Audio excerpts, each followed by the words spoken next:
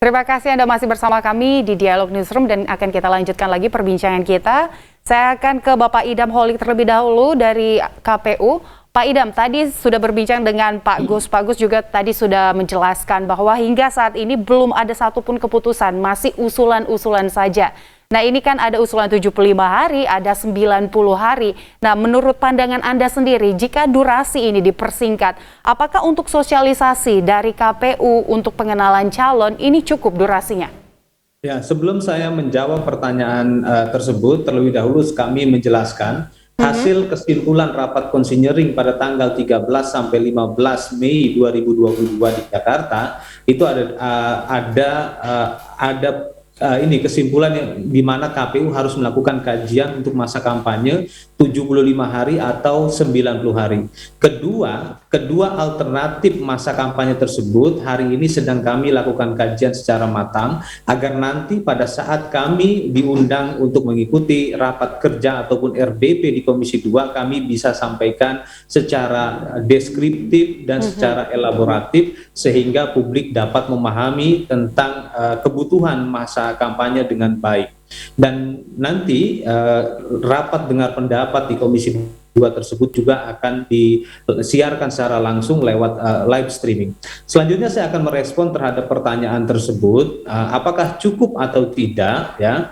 Hari ini infrastruktur teknologi komunikasi di Indonesia, khususnya jaringan internet dari tahun ke tahun semakin baik. Itu terbukti dengan jumlah populasi pengguna internet di Indonesia saat ini berdasarkan data We Are Social dan beberapa data lembaga-lembaga otoritatif menyatakan lebih dari 203 juta.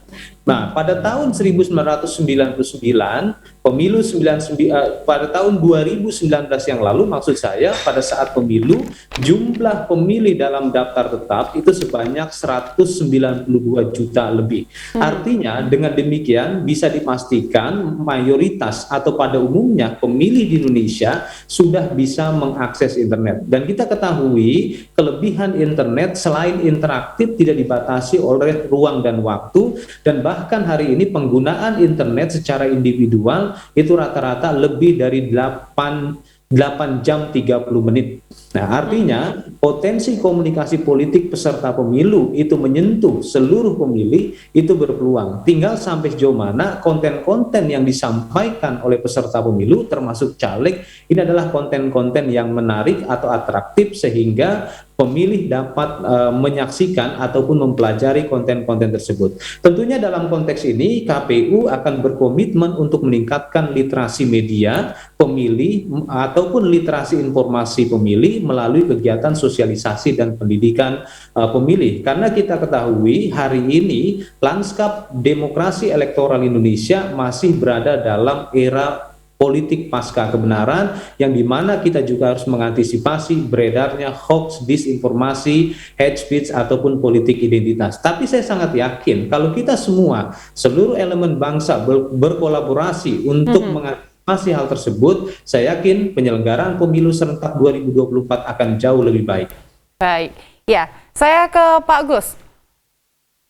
Ya, Pak Gus, tadi Bapak menjelaskan bahwa banyak usulan 75 hari, 90 hari, dan ini mengatakan bahwa dari pihak anggota DPR itu Komisi 2 juga menyepakati bahwa memang ada baiknya dipersingkat untuk kampanye pemilu kali ini. Ini pertimbangannya apa, Pak?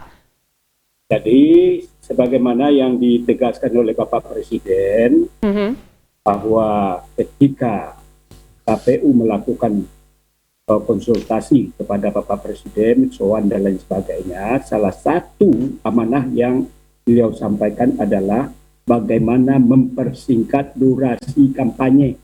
Beliau tidak menentukan hari, apakah 75 hari, 90 hari, dan 120 hari. Sedangkan dari pihak pemerintah yang diwakili oleh Menteri Dalam Negeri ketika konsinyering, karena KPU ketika itu mengusulkan 120 hari, pemerintah minta 90 hari. Tetapi kami Komisi 2 pada awalnya meminta untuk durasi kampanye itu 60 hari.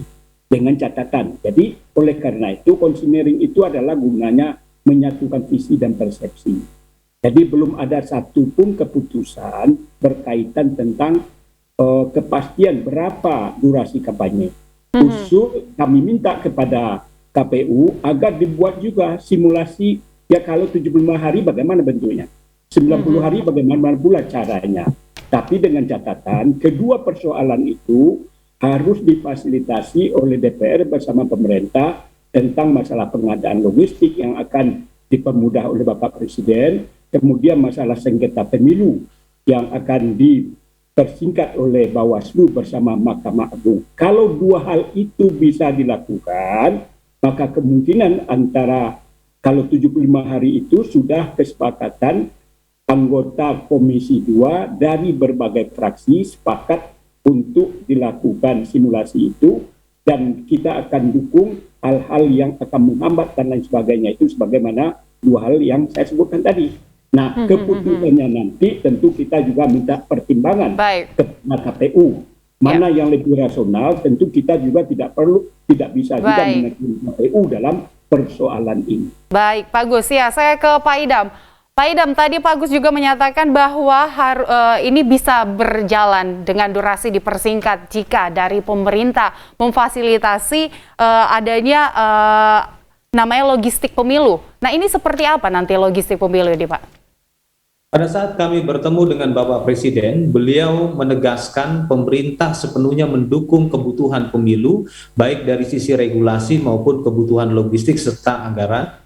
Insya Allah dukungan pemerintah ini sangat berarti bagi kami dalam menyelenggarakan pemilu serentak 2024, dan tidak hanya pemerintah, DPR RI pun mendukung semua langkah-langkah yang ditempuh oleh KPU dalam rangka melaksanakan undang-undang pemilu.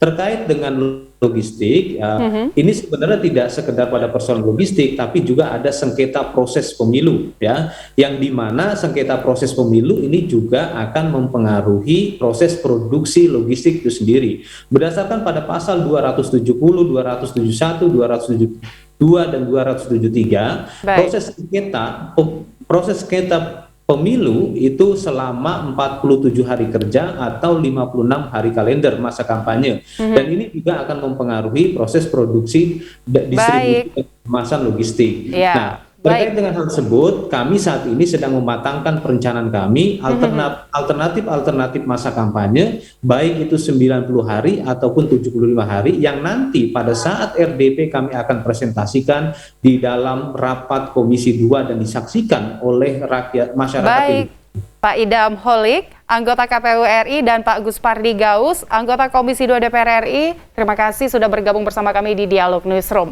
Ya,